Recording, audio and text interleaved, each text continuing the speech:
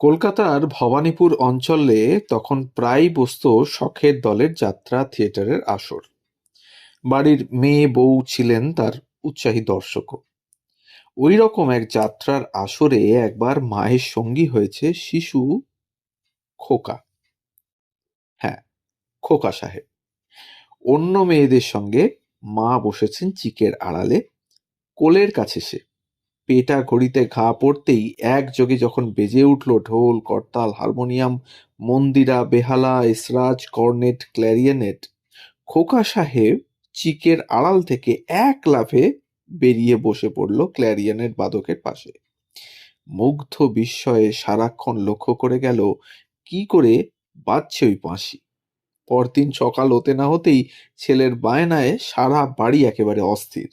ওই রকম একটা বাঁশি তার চাই চাই।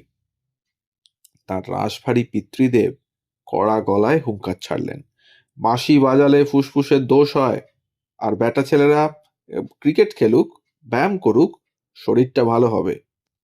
কে শোনে কার কথা? শেষ পর্যন্ত ছেলের জেদের কাছে হার মানলেন মা। বাবাকে লুকিয়ে কিনে দিতে হলো একটা জাপানি খেলনা বাঁশি। আর সেই বাঁশিতে ফুঁ দিতে দিতেই খোকা বাবু, যার আসল নাম অহিন্দ্রভূষণ চৌধুরী, ঢুকে পড়লেন স্বপ্নের রাজ্যে, যেখান থেকে বেরোনোর পথটি আর কোনো দিন তিনি খুঁজে পাননি। হ্যাঁ, আজকের গল্প অহিন্দ্রভূষণ চৌধুরীকে নিয়ে। তো নমস্কার বন্ধুরা, কেমন আছেন সবাই? গল্প যেখানে সত্যি চ্যানেলের এই নতুন গল্পে আবারও আপনাদের সকলকে স্বাগত জানাই। গিরিশোত্তর যুগে 1923 থেকে 1957, 3 দশকেরও বেশি সময় ধরে দাপটে বাংলার মঞ্চ কাঁপিয়ে গিয়েছেন এই অহিন্দ্র চৌধুরী। অভিনয় শিল্পের নানা মাধ্যম, যেরকম মঞ্চ, চলচ্চিত্র, রেকর্ড, রেডিও, সব ক্ষেত্রেই তিনি ছিলেন সেরার সেরা। এমন এক প্রতিভা যাকে শুধু বাংলাদেশ নয়, অতি অল্প দিনে চিনে নিয়েছিল গোটা ভারতবর্ষের নাট্যপ্রিয় মানুষ। নাট্যকার মনমথ রায় তাকে নটসূর্য আখ্যায় অলঙ্কৃত করেছিলেন। বলেছিলেন, এমন সুদক্ষ পরিচালক, সুসংগঠক, সুশিক্ষক আমাদের দেশে একদম বিরল। আবার মঞ্চ থেকে অবসর নেওয়ার দিন পশ্চিমবঙ্গের তৎকালীন মুখ্যমন্ত্রী ডক্টর বিধানচন্দ্র রায় দৃপ্ত কণ্ঠে ঘোষণা করেছিলেন, সূর্য কখনো অস্ত যায় না, পৃথিবীর এক গোলার্ধে তার অস্ত, অন্য গোলার্ধে তার উদয়। নটসূর্য অভিনয় জীবন থেকে বিদায় নিলেন ঠিকই, কিন্তু আর এক ক্ষেত্রে পদসঞ্চার করেছেন তিনি। এখন তিনি নাট্যজগতের আচার্য।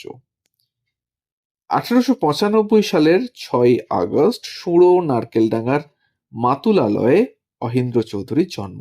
যদিও আত্মজীবনী অনুযায়ী তার জন্মসালটি হলো 1897। বাবা চন্দ্রভূষণ ছিলেন বর্ধিষ্ণু বঙ্গজ কায়স্থ জমিদার বংশের সন্তান। মা পঙ্কজিনী দেবী উত্তর কলকাতার এক সচ্ছল পরিবারের কন্যা। চৌধুরী পরিবারের আদি নিবাস ছিল কৃষ্ণনগর থেকে হাঁসখালির পথে তেঘরিয়া বা তেঘর গ্রামে। পরে তারা চলে আসেন শান্তিপুরের কাছে বাগাঁচড়া গ্রামে। কলকাতার ভবানীপুরের কাঁসারিপাড়ার চন্দ্রনাথ চ্যাটার্জি স্ট্রিটে চন্দ্রভূষণ বসবাস শুরু করেন কাজের সূত্রে। অহিন্দ্র হলেন বাবার জ্যেষ্ঠ সন্তান। ভাই পঞ্চানন ও বোন প্রতিমা অপর দুই সন্তান। পঞ্চানন পরবর্তীকালে ফটোগ্রাফি শিখে মুম্বাই চলচ্চিত্র জগতের সঙ্গে যুক্ত হন এবং খুব সুনামের সঙ্গে তার কর্মজীবন শেষ করেন। শিশু বয়স থেকেই অহিন্দ্র ছিলেন অসম্ভব জেদি। লেখাপড়ার চেয়েও খেলাধুলো, গান বাজনা, যাত্রা থিয়েটারের প্রতি বেশি উৎসাহী। অথচ চন্দ্রভূষণ ছিলেন এসবের ঘোর বিরোধী। যদিও থিয়েটারের সঙ্গে কাজের সূত্রে একটা যোগ তার ছিলই। তিনি রিসিভারের অফিসে কাজ করতেন এবং কলকাতায় তখন 4টি রঙ্গালয়। এই সব রঙ্গালয়ে বৈষয়িক কারণে মামলা মোকদ্দমা লেগেই থাকতো। ফলে মাঝে মাঝেই চন্দ্রভূষণকে ওই সব থিয়েটারে রিসিভার হিসেবে নিযুক্ত করা হতো। থিয়েটার জগতে ভূষণবাবু বলে তিনি বিশেষ পরিচিত হয়ে উঠেছিলেন। এই কারণেই নতুন পালা ধরা বা খোলা উপলক্ষে থিয়েটারের লোকেরা কালীঘাটে পুজো দিতে এসে ফেরার পথে ভূষণবাবুর বাড়ি ঘুরে যেতেন। আর এভাবেই ছোট থেকে অনেক নাটকের মানুষ চিনেছিলেন অহিন্দ্র। চক্রবেড়িয়া শিশু বিদ্যালয়ে ভর্তি হওয়ার পরে বিশ্বস্ত কাজের লোক তারাপদ কোঁহারের কাঁধে চড়ে বাড়ি থেকে স্কুলে যাওয়া আসা করতেন তিনি। পথে পড়তো যোগুবাবুর বাজার, আর সেই বাজারের দেওয়াল ও মোড়ের সব দেওয়ালগুলোয় লাগানো থাকতো থিয়েটারের প্ল্যাকার্ড। সাদা কাগজের উপরে লাল নীল হলদে হরফে লেখা থাকতো অভিনেতাদের নাম: গিরিশচন্দ্র ঘোষ, অমরেন্দ্রনাথ দত্ত, অর্ধেন্দু মুস্তাফি, সুরেন্দ্রনাথ ঘোষ ও আরো অনেকের নাম। সেই সঙ্গে থিয়েটারের নাম: ক্লাসিক, মিনার্ভা, স্টার ইত্যাদি। সবে তখন তার অক্ষর পরিচয় হয়েছে। কাঁধে চড়া অবস্থায় উঁচু থেকে বানান করে করে পড়তেন সেই সমস্ত বিজ্ঞাপন। এছাড়া নতুন নাটক মঞ্চস্থ হলে সেকালে কলকাতার বাড়ি বাড়ি মহিলা কর্মীদের পাঠানো হতো হ্যান্ডবিল বিলি করতে। বালক অহিন্দ্রর কাছে ওই সমস্ত হ্যান্ডবিল ছিল বহু আকর্ষক একটি বস্তু, যা বাড়িতে এলেই হস্তগত করে পড়ে ফেলতে চেষ্টা করতেন তিনি।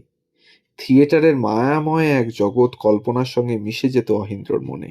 কিন্তু ছেলের হাতে সেই সমস্ত হ্যান্ডবিল দেখলেই চন্দ্রভূষণ বাবু ক্ষেপে লাল হয়ে যেতেন। অহিন্দ্রবাবু লিখেছেন, সেই হ্যান্ডবিল যদি কোথাও কিংবা আমার হাতে বাবা দেখতে পেতেন তো রাগের আর সীমা পরিসীমা থাকতো না, ছিঁড়ে টুকরো টুকরো করে ফেলতেন। এমনই ছিল থিয়েটারের প্রতি বাবার বিরাগ। এই বাবাকে লুকিয়েই ৯-১০ বছর বয়সে জীবনের প্রথম থিয়েটারটি দেখার সুযোগ ঘটেছিল অহিন্দ্র চৌধুরীর, তার ছোট মামার বিয়ে উপলক্ষে। তিনি লিখেছেন, তখনকার রীতি ছিল ছেলে পাশ করলো কি নতুন বিয়ে করলো অমনি সপরিবারে থিয়েটার দেখতে যাবে, অথবা জামাই ষষ্ঠী হলো জামাই যাবে শালীদের নিয়ে থিয়েটার দেখতে। ছোট মামা বিয়ে করলেন, অতএব নবপরিণীতা মামিকে নিয়ে ছোট মামাকে থিয়েটারে যেতে হবে। মামার বাড়ির সবাই যাবে, মার সঙ্গে আমিও গেলাম। ক্লাসিক থিয়েটারে সেদিন ছিল প্রফুল্ল নাটকের অভিনয়। প্রথম থিয়েটার, প্রথম প্রফুল্ল, আর প্রথম দেখার আলোকে যোগেশরূপী গিরিশচন্দ্র। অহিন্দ্র দেখছেন মেয়েদের সিটে বসে, সামনে জালের বেড়া, তার মধ্যে দিয়েই দেখলেন মঞ্চে প্রবেশ করলেন গিরিশবাবু। স্তব্ধ হয়ে গেল চারপাশ। ওই রাশভারী ভাব, ওই গম্ভীর কণ্ঠস্বর কেমন যেন একটা অদ্ভুত ভীতির সঞ্চার করেছিল মনে। তিনি লিখছেন, আমি মায়ের কোলের কাছে জড়সড় হয়ে বসেছিলাম, কিন্তু শেষের দিকে যখন খালি গায়ে ছেঁড়া কাপড়ে এসে মঞ্চে দাঁড়িয়েছেন, বলছেন নাটকের শেষতম সংলাপ, আমার সাজানো বাগান শুকিয়ে গেল, তখন মনে হচ্ছিল মানুষের বুকের ভিতরটা বুঝি প্রবলভাবে গুমড়ে গুমড়ে উঠছে। সেই নেশা লাগলো থিয়েটারের। বাবাকে লুকিয়ে মায়ের সঙ্গে আরো দু একটা থিয়েটার দেখার সুযোগও ঘটে গেল, বিল্বমঙ্গল, আলিবাবা, পাণ্ডব কৌরব।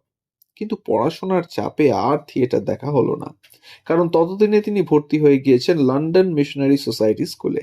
এই স্কুলে জুনিয়র, সিনিয়র, কেমব্রিজের সঙ্গে কলকাতা বিশ্ববিদ্যালয়ের প্রবেশিকা পাঠ্যসূচিও অনুসরণ করা হতো।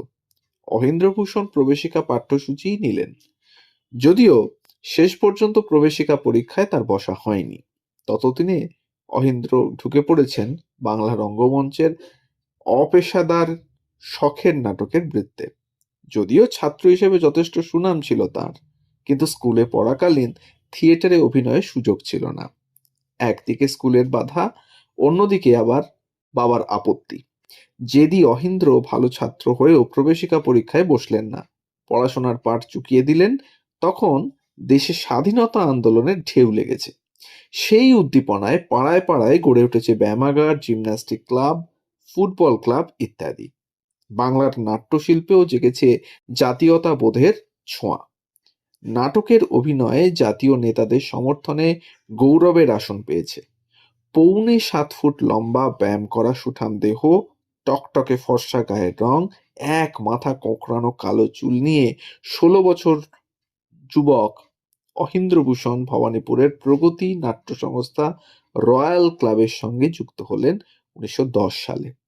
এই ক্লাবেই শখের থিয়েটারে রিজিয়া নাটকে জীবনের প্রথম তিনি মঞ্চে এসে দাঁড়ালেন সমরেন্দ্রর ভূমিকায়।